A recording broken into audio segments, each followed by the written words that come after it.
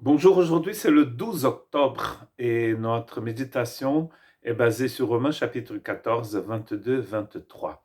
Cette foi que tu as, garde-la pour toi devant Dieu. Heureux celui qui ne se condamne pas lui-même parce qu'il approuve. Mais celui qui a des doutes au sujet de ce qu'il mange est condamné, parce qu'il n'agit pas par une conviction de foi.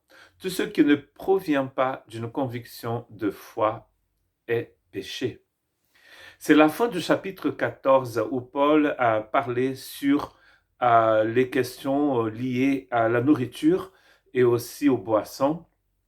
Mais à un moment, il parle aussi des fêtes saintes, des jours saints et tout cela. Et comment ces choses qui sont tout à fait anodines, hein, en ce qui concerne la foi chrétienne, ces choses sont tout à fait anodines parce qu'il n'y a pas de prohibition dans le christianisme concernant les nourritures. Car Jésus lui-même a dit que ce qu'on mange ne contamine pas notre cœur, parce que ça part dans l'estomac et ensuite dans les toilettes. Et Paul va le dire que le royaume de Dieu va dire que le royaume de Dieu n'est pas ce que nous mangeons ni ce que nous buvons. C'est plutôt une question de justice, une question de paix, une question de foi, une question d'agapé.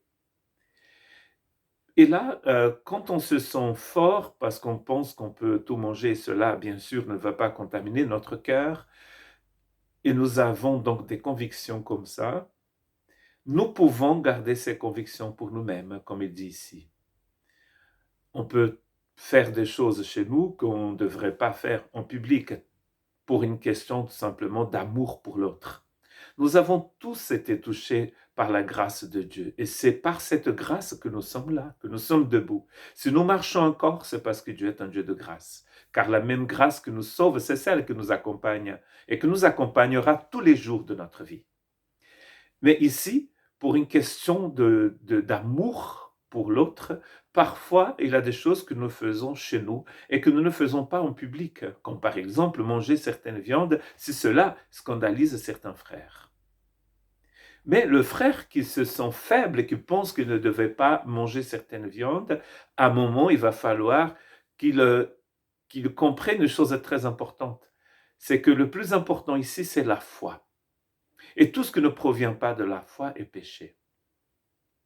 Il a des doutes au sujet de ce qu'il mange. Donc il est condamné parce qu'il n'agit pas par une conviction de foi.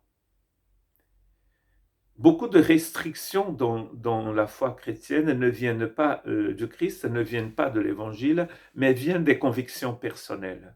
Que ce soit ceux qui pensent pouvoir tout manger, ou ceux qui pensent qu'ils devaient manger pas du tout de viande ou pas manger certaines viandes. Donc, l'important, c'est que tout ce que vous faites soit fait par la foi. Parce que ce qui ne provient pas de la foi est péché. Tout ce qui ne provient pas d'une conviction de foi est péché. Et le péché, c'est le vrai problème, n'est-ce pas? Les convictions personnelles, qui ne sont pas forcément du péché, ne sont pas graves. En elles ne sont pas graves. C'est pour ça que c'est complètement anodin. De manger ou pas manger, c'est complètement anodin. Quand on ne mange pas, c'est juste pour une question, pour ne pas mettre une pierre de scandalon, une pierre d'achoppement sur la route du frère.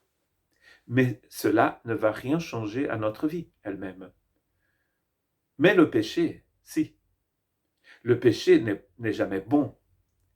C'est pas comme une conviction personnelle, le péché. Le péché, il est mauvais. Si c'est péché, c'est mauvais. Hein? Si c'est pas mauvais, c'est peut-être parce que c'est pas un péché. Le péché nous fait toujours rater la cible.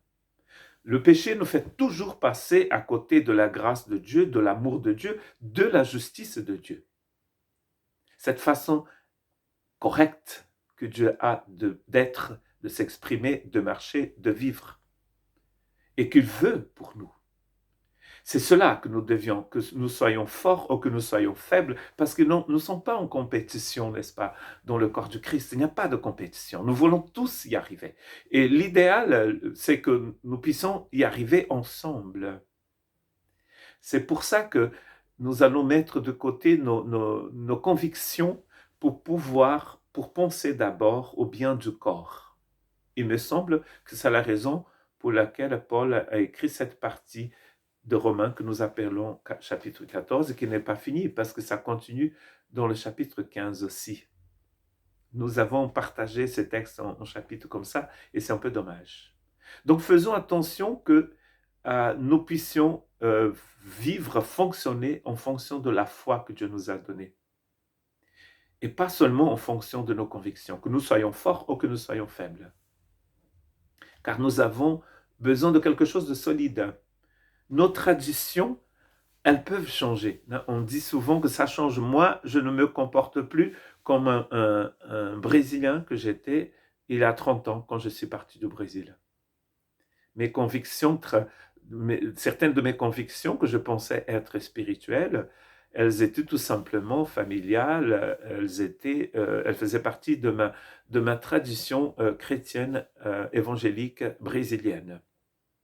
Et là, depuis que je suis parti du Brésil, je me rends compte qu'il y a certaines choses que je faisais, pas parce qu'elles étaient bonnes et chrétiennes, mais tout simplement parce qu'elles faisaient partie des traditions de mon entourage au Brésil, de ma famille et de mon église. Et quand on sonde les évangiles, quand on lit les évangiles, on voit qu'il y a une grande différence entre les traditions personnelles, les convictions personnelles et l'évangile du Christ. Voilà pourquoi c'est important que nous tous, nous puissions nous concentrer sur ce qui est de l'évangile. Et nos convictions, on les garde à la maison. Que Dieu vous bénisse.